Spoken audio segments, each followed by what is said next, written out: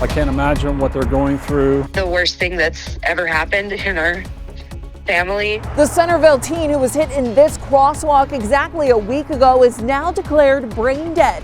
Coming up, hear from her family and the police chief. Paying for a service they don't have. Why one South Valley city wants bus stops on intersections like these. How much would it cost to ride the proposed gondola in Little Cottonwood Canyon? I think it's profoundly unfair. And why, even if you don't ride it, you'd probably pay for it anyway. Tracking cold temps here across the state tonight with clear sky. A cold front is on the way. Plus, look at Thanksgiving travel. Could see some storms. Your forecast coming up. Going to Lagoon is about to be more expensive. From single-day tickets to season passes, how much more Utah families will have to pay. Live from Utah's news leader, Fox 13 News at 9 starts right now. The 16-year-old girl who was struck by an SUV in a Centerville crosswalk last week has now been declared brain dead. Maya Staples was critically injured exactly 1 week ago. Her family tells Fox 13 News reporter Emily Tenser they now have some sense of closure. Maya's friends and family visited her in the hospital on Tuesday to say their goodbyes. Her sister tells me it was an irreplaceable moment to see the impact Maya had on so many. Lanterns line the street of 16-year-old Maya Staples' neighborhood. This sight would have made for an overwhelming welcome home, but instead the lanterns comfort the family during their loss. We do feel, of course, so devastated. This is the worst thing that's ever happened in our family. On the morning of November 9th, Maya was in the Centerville crosswalk. An 82-year-old woman driving an SUV struck the teen, throwing her 60 to 80 feet. She was declared brain dead exactly 1 week later. As a parent myself, I can't imagine what they're going through. Centerville Police Chief Paul Child says UHP is assisting them in the investigation. He says that the driver is cooperating and currently does not face any charges. She's a mom, she's a grandma, she's a good woman. She's devastated, and it's been very difficult for her as well. So this is just a tragedy all the way around. Maya's sister, Danny Shelley, says Maya's pink hair just sums up who she is. Bright and bold. I think she was just a gatherer of people. She was kind to people that others weren't always kind to. Shelley says they've started the organ donation process in hopes part of Maya can still live on. It has been comforting to know that she could potentially prevent another family from having to experience this kind of tragedy. Shelley tells me that Maya loved animals and that neighborhood pets would just flock to her. She volunteered at the local shelter and was looking forward to working there one day. There's a GoFundMe created to help the family with funeral and medical expenses. You can find the link to that at fox13now.com.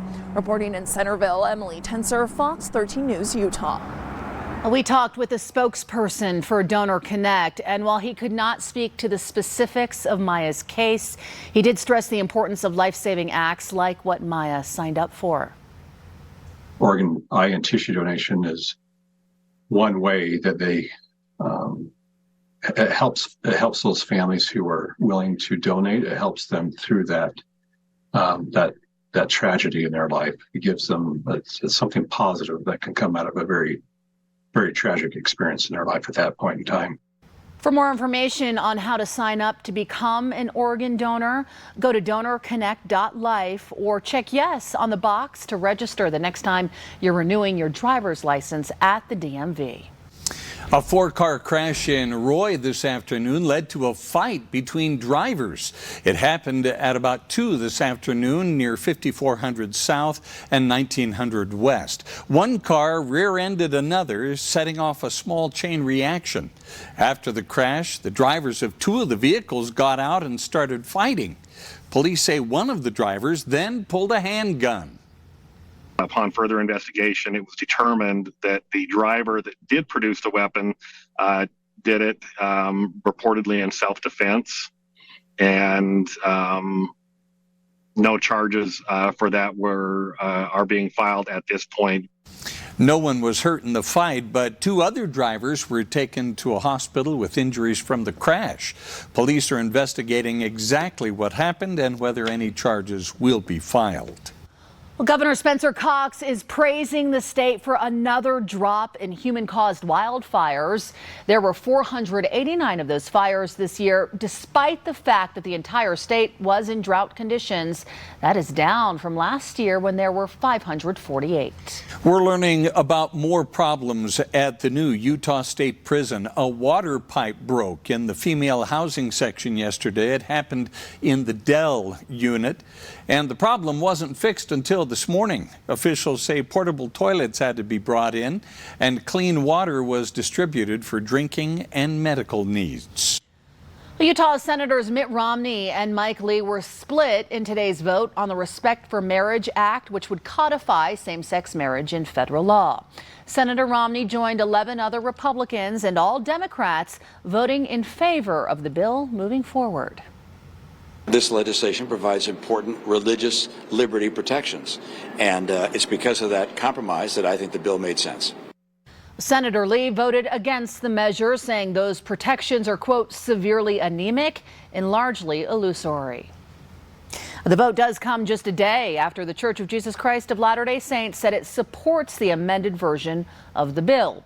This bill still has a ways to go before it makes it to President Biden's desk. One senator said today that it may not pass until after the Georgia Senate runoff on December 6th. Lori Vallow Daybell has again been found competent to stand trial. Court proceedings in her murder trial were put on hold last month as a judge considered her competence. Now proceedings can resume. Prosecutors have accused Lori and her husband Chad Daybell of plotting to murder their family members and steal their money. They're currently set to be tried together, but the judge is considering splitting them up. Utah Attorney General Sean Reyes has announced a $3.1 billion settlement has been reached with Walmart over the opioid crisis. Walmart faced allegations it contributed to the crisis by failing to appropriately oversee the dispensing of opioids at its stores. Reyes says the money will be divided by the 43 states that signed on. Those states must agree to the deal by the end of this year. Utah's share would be about $31 million. However, not all the counties in Utah have signed on to the settlement yet. The Utah Transit Authority is laying out its vision for the future. It is sharing its 5-year service plan, but some people are feeling left out. Tonight, Fox 13 News reporter Jenna Bree shows us why UTA thinks it is providing the services Utahns need. If you live in Riverton, Harriman, Bluffdale, there's not a single bus stop. You know it. A 5-year, $1.3 million capital plan, and Riverton Mayor Trent Staggs says not $1 will go to improving transit in the Southwest Valley. We are paying almost $30 million in those 4 cities in terms of our share of sales taxes that go to UTA, and we're getting $5 to $6 million worth of actual service. That's a problem. At a meeting earlier this month, UTA's local advisory council recommended the capital plan for the Board of Trustees approval. Where we're at right now is we want to provide the type of transportation that meets the needs of the community. UTA Executive Director Jay Fox is pushing back on the criticism from Riverton's mayor. He can leave City Hall, and in 8 minutes, he'll be at Draper Station and go anywhere on the Front Runner network. Mayor Staggs says he would like UTA to start with express buses going north and south on Redwood Road, with stops at major intersections like 126 South. Riverton does have the on-demand micro-transit service VIA, which works like a rideshare service. Now we've put a bus stop on literally on every corner in that service area, connecting people in a whole different way. But Staggs says it's not enough. It's not real simple to hail a ride via VIA, and there's only designated spots they'll come and drop off. It's better than nothing. Staggs says the population in Riverton, Harriman, Bluffdale, and South Jordan is set to double over the next few decades. We want to see, I think, fewer cars on the road, less congestion. It's going to improve our air quality. And so this is an issue not just for those in my city and in my part of the county. but county and even statewide. In Riverton, Jenna Bree, Fox 13 News, Utah. It may be cold out there, but we're about to see a change in the weather again. How soon will that change come? Well, the first change won't be as noticeable. We're going to have a cold front early on Friday, so temperatures will be just a little bit cooler to start the weekend, and then we've got some better chances for storms to return as we head into Thanksgiving week. But right now here in Salt Lake, 31 degrees, 30 for Ogden, 26 for Provo. Mostly clear sky here across the state. Here's what I want you to know. Into tonight and tomorrow morning, temperatures are going to be chilly. So when you wake up for Thursday at about 6-7 a.m., temps in the 20s for Ogden, Salt Lake, Provo, into the teens for Beaver, Manti, Cedar City, and for St. George around freezing tomorrow morning. Single digits for the Bryce Canyon area. Temperatures close to 20 degrees for the Cache Valley and Evanston. So tomorrow morning, dry roads, mid-20s. We'll have mostly cloudy skies second half of tomorrow, but as I mentioned, we've got some changes on the way. The latest information for our next cold front and also the chance for storms Thanksgiving week. Station hadn't buckled or pushed me out of the way, I would have been underneath the SUV. A hairstylist escapes with minor injuries after an SUV crashes into her salon. How she's doing tonight, plus what we're learning about the driver. Prepare to pay even more to visit Lagoon next summer. Why the amusement park says they have to do it. It's the greatest snow on Earth, but getting to it isn't necessarily free. Public transportation systems don't pay for themselves in the same way that a ski lift at a ski resort. We'll tell you how much more you might have to pay under the gondola proposal. The Jazz lost their third straight game last night, but they'll tell us why they're happy today. Coming up.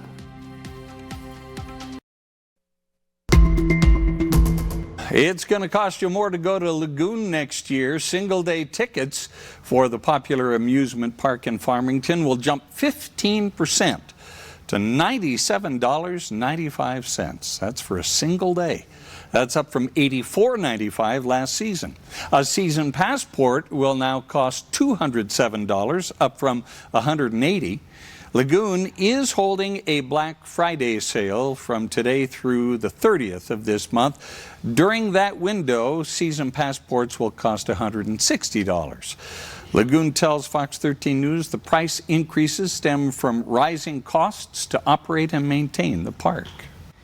We're hearing from a woman who was hit by an SUV after it crashed through a salon in Roy yesterday. Sherry Jessup says she was styling a client's hair at Joy 2 Salon when the crash happened.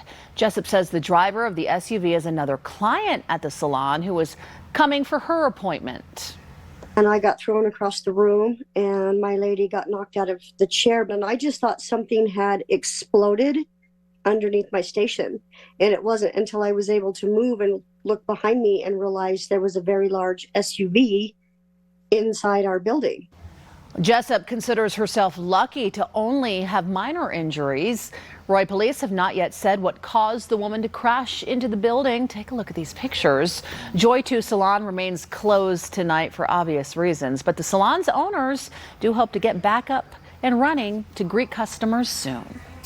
Authorities are looking for this missing teen. Nate Wallace left his Morgan County home Monday evening. The sheriff's office tells us his car and phone were found in Syracuse. He had soccer practice in Syracuse but never showed up. This is another photo showing the clothes he was wearing when he left home. If you have seen him or know where he is, contact the Morgan County Sheriff's Office. Well, the Utah Jazz scored a big victory today and didn't even play a game. Jordan Clarkson, Jared Vanderbilt, and several other Jazz players made the team's annual visit to Primary Children's Hospital. Some coaches, Jazz dancers, even the Jazz Bear joined in on cheering up the kids. Just put a smile on their face, and I know the kids are really excited. You know, I know they're happy, and I'm also happy. I'm pretty sure my teammates are also happy about it too. I went and watched one of their games last week, and now I'm here, and I'm like, wow, you guys are just as tall as I expected you guys to be. They sure are. The surprise visit let the kids and their parents get their minds off of why they're in the hospital, at least for just a little while. Well, it is a sure sign that winter and the holiday season are here. That's right. The ice rink at the Gallivan Center in downtown Salt Lake opened this evening. Skaters were allowed to hit the ice beginning at 4 this afternoon. There were just a handful of skaters at first, but by 7 this evening, a nice crowd had gathered. Every year, there's that little bit of nervousness that you're wanting to, your anticipation, and then, it's just great, having everyone here. Music going, fun lights, family, everyone has smiles. That's the best part. On Friday, November 25th, the annual Lights On celebration will be held. Thousands of lights surrounding the rink and adorning a 54-foot Christmas tree will be turned on at 5:30 p.m. Well, that's going to be fun. Yeah. I always love those big annual lightings of, holiday displays. It's like our very own Hallmark Christmas. You got it. You got it. There Yes. you go. Gosh, Right there. I can't believe Thanksgiving is already next week. It always kind of creeps up on you, doesn't it? Yes. I know a lot of people are probably creating their travel itineraries now, pardon me. And we have the chance for some storms next week, so we very well could see some travel impacts for any of you that are going to be traveling here out west.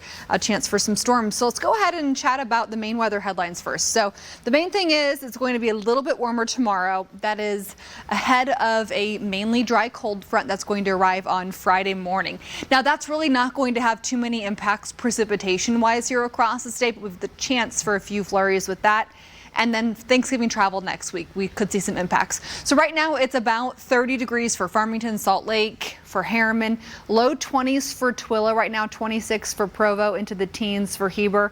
Alta 12 degrees right now into southwest Utah, St. George currently 45, 25 for Cedar City. And over towards Moab, currently 27 degrees. Salt Lake City, 41 was our high today. 51 is a normal high this time of year. So we're below average as far as our temperatures go. This morning we dropped to 25 degrees and a normal low this time of year is 33. So we were below average for our overnight temps and also for our daytime highs.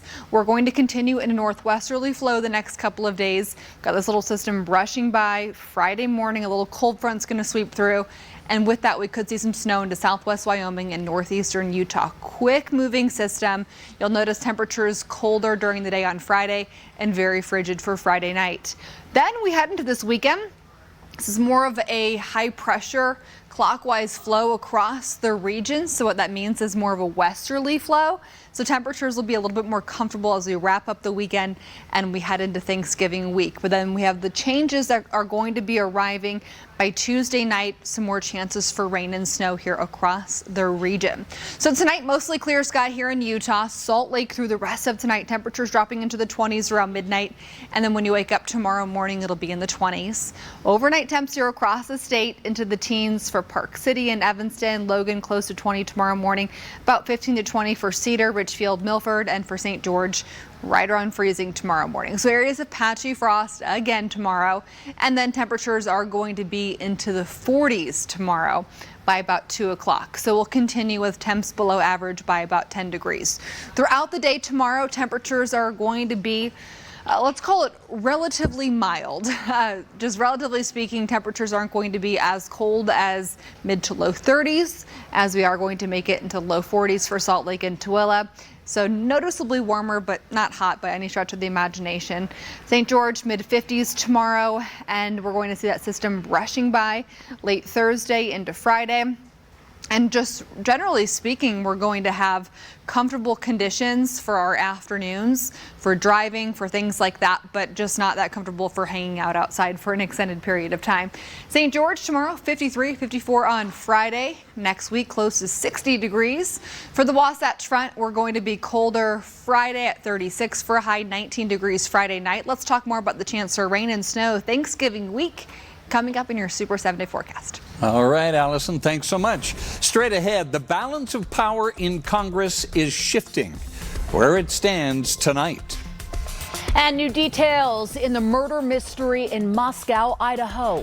What police are now revealing in the investigation into the deaths of 4 University of Idaho students. In national news, the FBI is now assisting police in the search for a suspect in the killing of 4 students at the University of Idaho. The bodies of Ethan Chapin, Madison Mogan, Xana Kernodle, and Kaylee Goncalves were found Sunday in a house near campus. It was actually an apartment. It was during a news conference this afternoon. Moscow police confirmed all 4 victims were killed with a knife. They also say there was no evidence of forced entry. Based on details at the scene, we believe this was an isolated, targeted attack on our victims. This crime and the loss of these young lives is just simply beyond comprehension. The victims' families are calling on police to release more information. Police hope autopsies on the victims will lead to more answers. Republicans will control the House of Representatives for the next 2 years. Today, 8 days after the election, the AP called California's 27th district for Republicans, clinching the House and breaking up Democrats' control over the White House and Congress. As a result, some experts are predicting legislative gridlock. But leaders of both parties have called for more bipartisanship in the wake of the midterm elections. The fare has to be substantially lower than the toll for roadway users. The Utah Department of Transportation favors putting a gondola up here to Alta, but how much could it cost to ride? There's some moving snowballs, but we'll tell you the number. Joel was just a nice guy. He just went for an evening stroll and didn't make it home. A father of 2 hit and killed in West Valley City on Monday. We hear from the victim's grieving family as police try to find the suspect. It's not if you're going to probably get hit, it's probably when you're going to get hit. It's Crash Responder Safety Week. Tips on how to keep workers safe when you're driving on the street. BYU basketball team back home tonight, plus the Jazz happy to be home.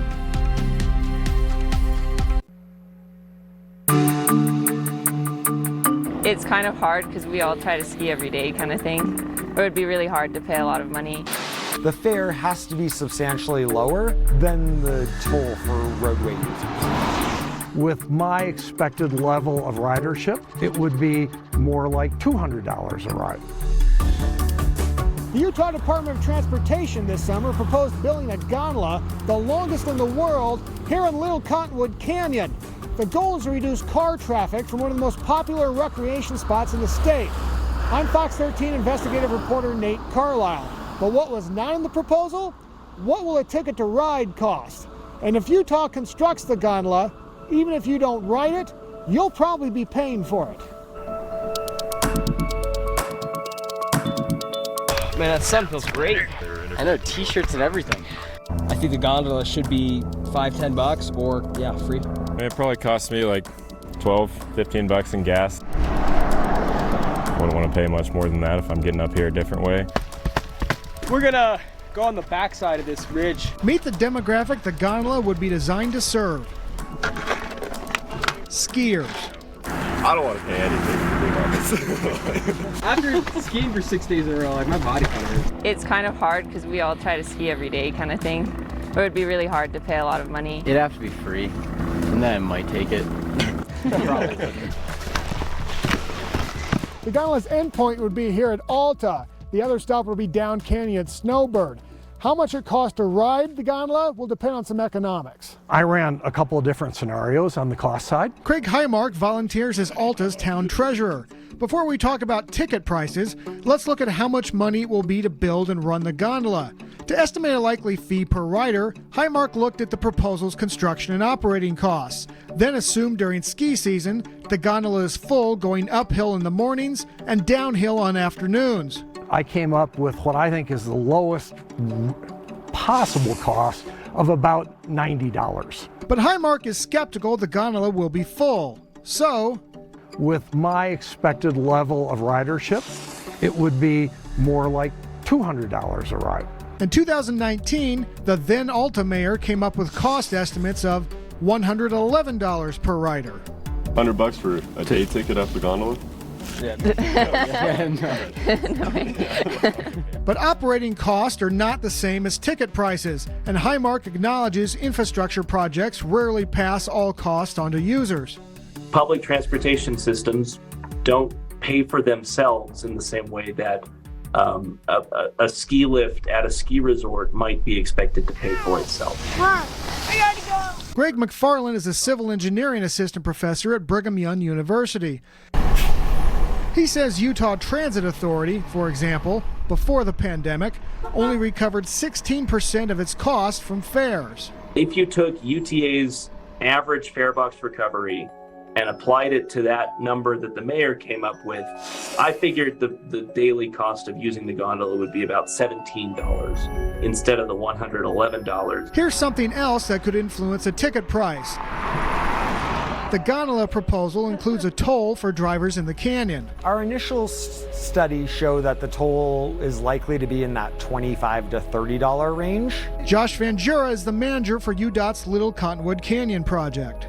The fare has to be substantially lower than the toll for roadway users.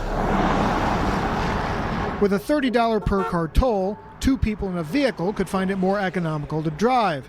UDOT estimates a gondola ride will be 55 minutes each way, compared to 38 to make the drive. So I think almost most families are going to come up by a car. Highmark prefers increasing bus service in the canyon. So do skiers we talked to. I'd rather take the bus. I usually take the bus. On top of that, the gondola is not going to stop at half the backcountry spots, which is where we ski. One other thing could influence a ticket price: inflation. UDOT's cost estimates are from 2020. Any dollar amount that the rider, him or herself, does not pay, essentially that means the taxpayer is subsidizing that ride. Is that a fair description? Correct. At Alta, Nate Carlisle, Fox 13 News, Utah. Now, UDOT recently published the latest round of public comments it received about the gondola project. The majority were opposed to the gondola. Well, still to come, loved ones remember a Utah father who was killed in a hit and run, and the driver is still at large tonight. Plus, why a bill that would have helped the Great Salt Lake and dramatically changed how we all pay for water is now off the table on Utah's Capitol Hill.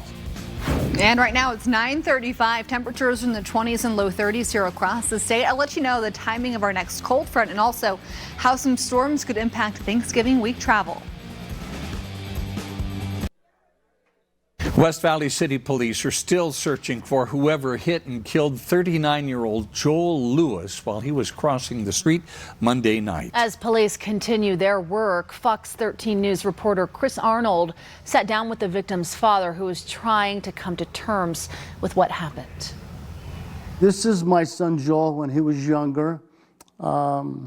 Obviously 4th of July, and he was having a blast. Robert Lewis sharing childhood pictures of his 39-year-old son, Joel Lewis. He had a sense of humor, curly hair, kind of good looking, smart. Fond memories through a tragic time for this grieving father. So he was always rooting for the underdog, something he didn't get from me. Robert says he found out early Tuesday morning that his son was hit and killed here near 7200 West and 3245 South in West Valley City just before 10 p.m. the previous night. Police say Joel wasn't in a crosswalk at the time and the area was very dark when this whole incident took place. Just went for an evening stroll and didn't make it home. And it's horrible. Others sharing memories with Fox 13 News of Joel on Wednesday. His girlfriend and mother of their 6-month-old daughter says he was taken away from all of us too soon. She went on to say he loved his family and his 2 kids. Others saying they will miss their brother and friend. The driver of that car that hit Joel left the scene afterwards. West Valley City Police say they were able to find fragments of that vehicle on Tuesday. This is likely a GMC or Chevy pickup truck, probably in the model years between 1999 and 2006. Roxanne Vainuku, Deputy Communications Director for West Valley City, says that truck likely has some damage to the front driver's side headlight and side view mirror. So we're asking the public to take a look. If you know someone who has a vehicle in that age range and it's got some damage in those areas. For Robert, he says he hasn't slept since finding out about his son's death. That when you look at these photos from when he was young and as an adult, and that big smile that he has, it just goes to show you this guy had a lot of life left. Now he's just hoping for some answers. We're quite confident that one day we're going to know who it was and why. Well, both the family and Vainuku are urging anyone with any information to call West Valley City Police. That number is 801-840-4000. In West Valley City, Chris Arnold, Fox 13 News, Utah. Still ahead, Utah lawmakers are moving forward with the idea of an income tax cut and have unveiled a new constitutional amendment on property taxes, how it could impact what you pay. Will Jaron Hall and Puka Nacua come back for their seasons at BYU? They were asked that question today after practice. And the Jazz have lost 3 straight games, but life is good for the team right now. They'll tell us why coming up in sports.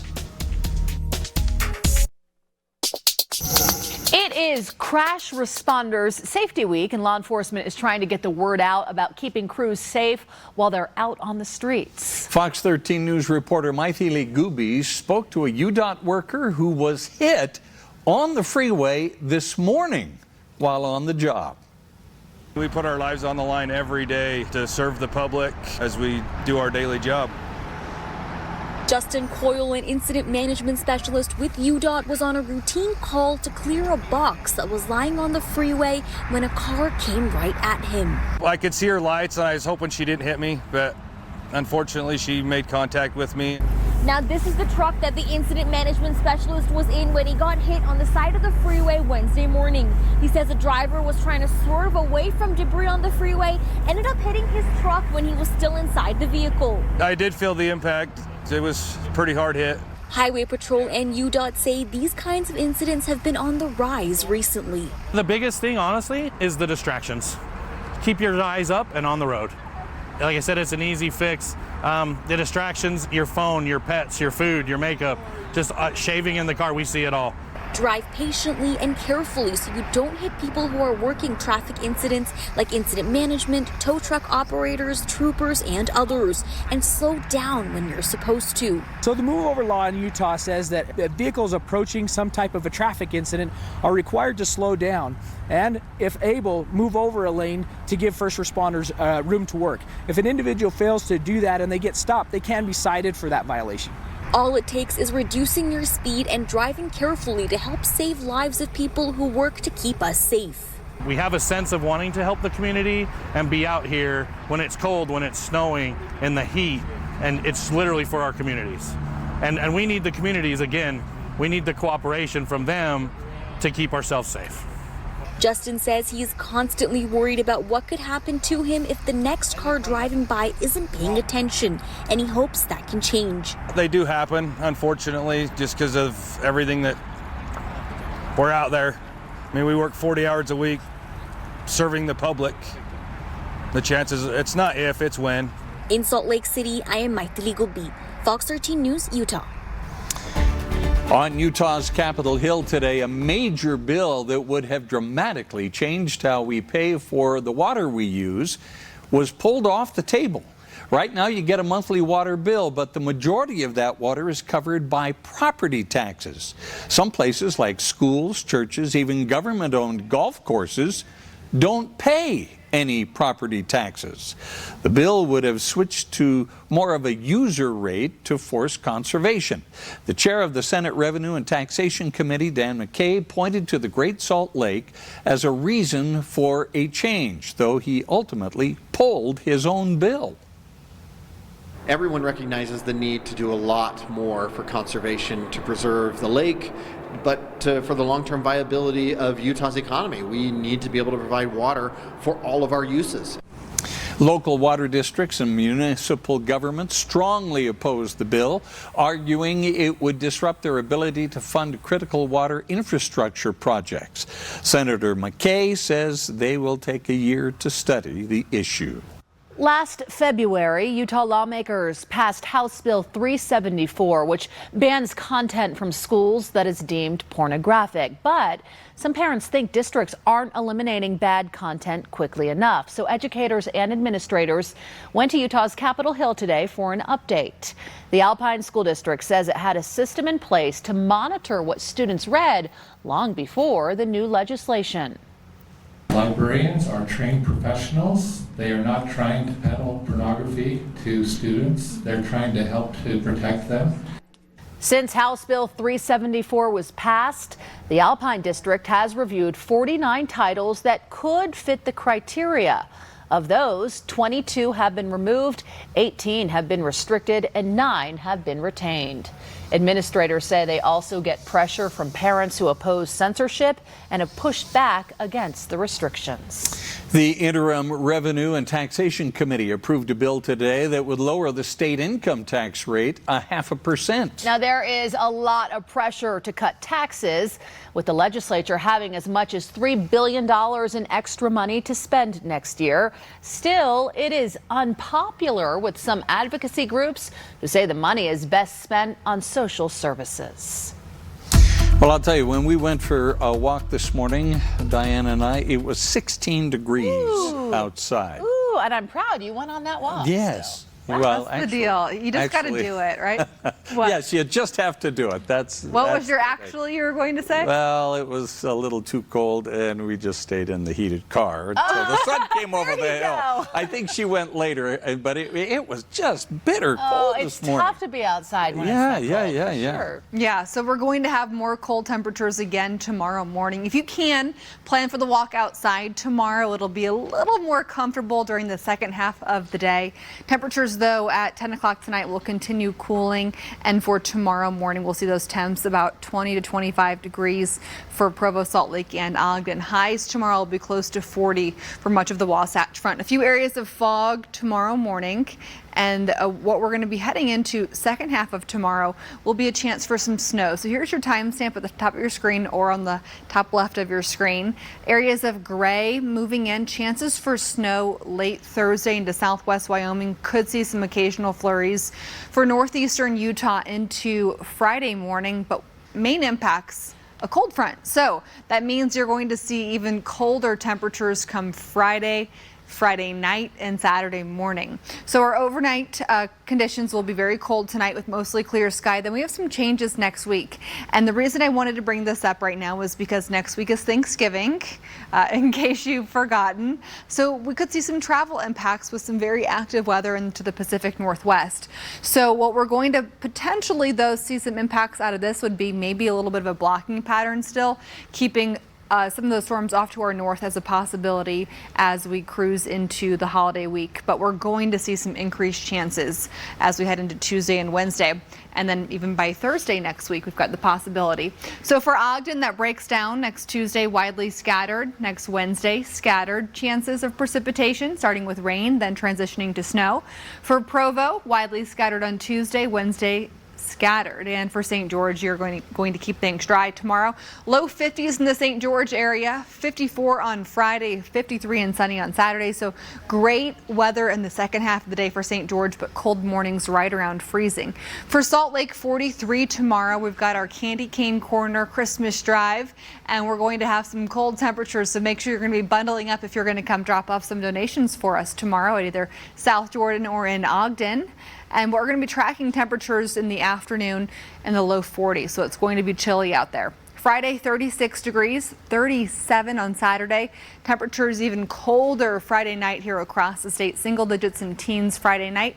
Some chances for rain by next Tuesday, and for next Wednesday we could see some snow mixing in with temperatures in the 40s. The Utah Jazz lost game in a row last night against the New York Knicks to fall to 10-6 this season. But today was still a good day because they're home. The Jazz played 10 of their first 15 games on the road this season, so the team is enjoying some time at home. It's just a two-game homestand with the Suns at home on Friday, but they will take it. It doesn't matter how nice the hotel is. Living out of a suitcase can get old, and so I think for people just to be in their own bed, in their own space is great. Obviously to have these 2 days, the biggest focus for us as a group is to recharge. We had a really good film session and a little bit of time on the court today, but our focus right now is to try to regroup mentally and physically and be ready for Friday. Yeah, it felt weird to go home and actually sleep in my own bed for sure, but it felt like a 2-week road trip. We came home for the second night of a back-to-back against the Lakers, and other than that we've been on the road, so it felt great to be in front of the home crowd again. We'll bounce back on Friday. 37 BYU football honored on Saturday at the Cougars' final home game of the season. But only 13 are for sure not coming back. The rest are juniors with eligibility remaining, including Jaron Hall and Puka Nacua. They were asked what their plans were after today's practice. No, I haven't made a decision. So, yeah, we still got 2 games left, so I haven't made a decision yet. But I'm honored to be on that list. We're just trying to focus up and make sure we win our last game in LaVell Edwards Stadium, and I'm going to be a part of that list. So that's an important game for me. That's going to be circled on my calendar for the rest of my life. But then also make sure that we win at LaVell Edwards Stadium. Yeah, no, I don't know what I'm doing yet. There's a lot of game left, a lot of weeks left. I don't really want to think about that yet. Just enjoy the time with the boys, with Pooks over here, and all the guys. It's fun time. A lot of good things going for us right now, so just trying to be in the moment. A lot of experiences over the last 5 years for me, and it's just a blessing to be here with all these guys. That's what makes the game, and I'm looking forward to the last couple weeks. BYU basketball back at the Marriott Center against Missouri State tonight. Slim lead for the Cougars at the break. Only one of 4 players from last year's team still on the roster, Gideon George. Then the bench stepping up in the second half. Back-to-back threes. Noah Waterman from one side, then the other. He led Mark Pope's squad with 15 points. The second one lifted BYU up 10. But the Bears erased that lead with 4 minutes to play. Donovan Clay, step-back jumper. Then we moved to the final seconds. All tied up. Missouri State down 2, actually. That tied the game. Alston Mason putting the pressure on the Cougars, and it's a freshman. Dallin Hall makes the bucket for the win as the Cougars win it by 2. How about that? Freshman coming off the bench, hitting the game winner for the Cougs. He'll never forget that. Yeah, right? Yeah, most important basket of the night. It was right the one that there. Exactly. That's the one everyone remembers. That's great for him. Thanks, Jeff. We'll be right back.